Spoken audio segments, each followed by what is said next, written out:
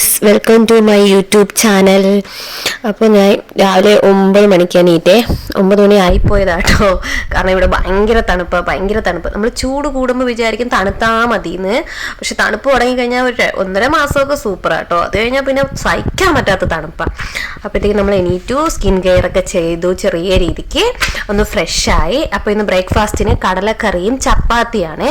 വെള്ളക്കടലക്കറിയും ചപ്പാത്തിയാണ് കേട്ടോ. ലീവ് ഉള്ള ദിവസം ഇങ്ങനെ വലിയ അംഗംവെട്ടൊക്കെ നടത്താൻ പറ്റുള്ളൂ.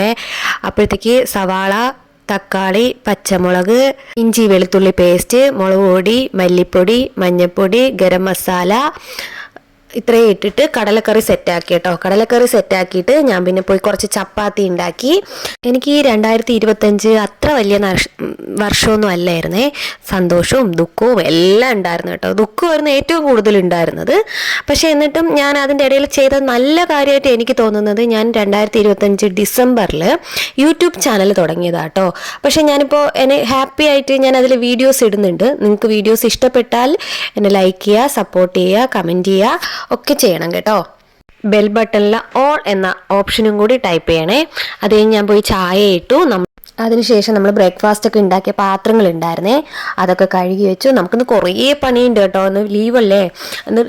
എന്നിട്ട് നമ്മൾ ഫുഡും കഴിച്ചു. നമ്മളെ കയ്യിൽ മൈക്കില്ല കേട്ടോ. നമ്മൾ ഡയറക്റ്റ് വോയിസ് ആണ് കൊടുക്കുന്നത്. അതുകൊണ്ടായിരിക്കും നിങ്ങൾക്ക് ചിലപ്പോൾ ചിലത് കേൾക്കാൻ വേണ്ടിയിട്ട് കുറച്ച് പാടുണ്ടാവും.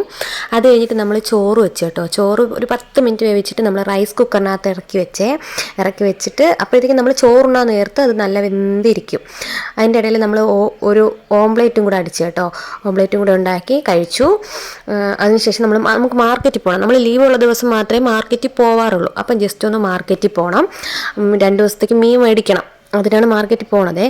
നമ്മൾ റെഡിയായി പുറത്തോട്ട് ഇറങ്ങിയിട്ടാണ് മാർക്കറ്റിൽ പോകാനാണെങ്കിൽ. നമ്മൾ മുമ്പൊക്കെ എന്ന് വെച്ചാൽ പുറത്ത് പോകാൻ നല്ല രസമായിരുന്നേ. ഇപ്പോൾ പുറത്തോട്ട് ഇറങ്ങാനേ തോന്നൂല, ഭയങ്കര തണുപ്പാണ്. അപ്പം ഞങ്ങൾ മാർക്കറ്റിൽ പോയി. നമ്മളിവിടെ ആടിപ്പാടി മാർക്കറ്റിലെത്തുമ്പോൾ മാർക്കറ്റിൽ ഫിഷൊക്കെ തീർന്നു കേട്ടോ.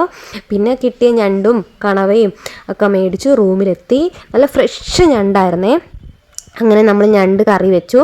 അപ്പോൾ ഞണ്ട് റെസിപ്പി ഞാൻ ഷോർട്ട് വീഡിയോ ആയിട്ട് ഇട്ടിട്ടുണ്ട് കേട്ടോ. കാണാൻ താല്പര്യമുള്ളവർക്ക് പോയി കണ്ടു നോക്കാവേ. ഞണ്ട് കറി ഉണ്ടെങ്കിൽ 2 കറി വേണ്ടല്ലോ. അപ്പോൾ പിന്നെ നമ്മൾ ഞണ്ട് കറി മാത്രമേ വെച്ചുള്ളൂ. ഞണ്ട് കറിയും ചോറും റെഡിയാക്കി ഫുഡ് കഴിച്ചു കേട്ടോ.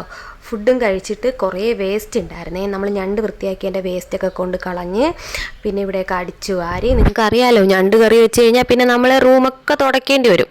അത്രയ്ക്ക് ഒന്നാമത് നമ്മുടെ ഇവിടെ ഫ്ലാറ്റ് എന്ന് വെച്ചാൽ തീരെ ചെറുതാട്ടോ. അങ്ങനെ പിന്നെ ഫുള്ള് വൃത്തിയാക്കി തുടച്ച് തൂത്ത് ഒക്കെ എടുത്ത് അതിനുശേഷം നമുക്ക് പള്ളിയിൽ പോകണം കേട്ടോ. പള്ളിയിൽ പോകാൻ വേണ്ടിയിട്ട് നമുക്കിനി റെഡി ആവണം. അതുകൊണ്ടിട്ടാണ് പെട്ടെന്ന് പണികളൊക്കെ തീർക്കുന്നത്. ഇപ്പം തന്നെ ഇവിടെ 4 മണിയായി. ഇവിടെ ഒരു 5:30 ആകുമ്പോൾ തന്നെ ഇപ്പോൾ ഇരുട്ടും. അങ്ങനെ ഞാൻ ഓടിപ്പോയി കുളിച്ചിട്ട് വന്ന് നേരെ നമ്മൾ റെഡിയായി. ഒരു ചായക്കടയിൽ പോയി ഒരു ചായയും കുടിച്ചു. ഇത് പള്ളിയിൽ പോണ സൺസെറ്റാട്ടോ. നേരെ നമ്മളൊരു പള്ളിയിലോട്ട് പോയി. ഇതൊരു മുസ്ലിം പള്ളിയാട്ടോ. പക്ഷേ ഇവിടെ സ്ത്രീകൾക്ക് കയറാൻ പറ്റും. പക്ഷെ നിസ്കരിക്കുന്ന സ്ഥലത്തല്ല കയറാൻ പറ്റുന്നത്. അല്ലാതെ വേറൊരു സ്പേസ് ഉണ്ട്, അവിടെ കയറാൻ പറ്റും. അവിടെ കയറി പ്രാർത്ഥിച്ചു കഴിഞ്ഞിട്ടുണ്ടല്ലോ, നല്ല റിലീഫാണ്. പിന്നെ അവിടെ നിന്ന് മുട്ടായിയും വെള്ളവും തന്നു. നേരെ പോണ വഴിയിൽ നമ്മളൊരു ഫുഡും കഴിച്ച് റൂമിൽ പോയി. ബൈ.